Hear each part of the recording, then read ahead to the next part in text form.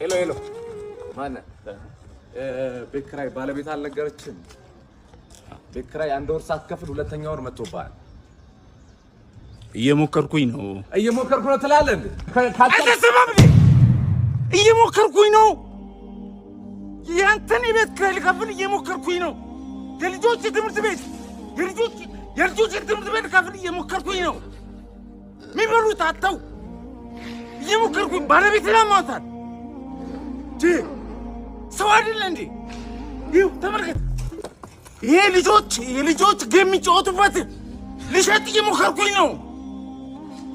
አስብ እንጂ ሁሉም ሰው እየሞከረ ነው በዚህ ሰዓት። እጁን አጣጥፎ የተቀመጠ ሰው አለ እንዴ? ታገሰኝ በቃ። እየሞከርኩኝ ነው።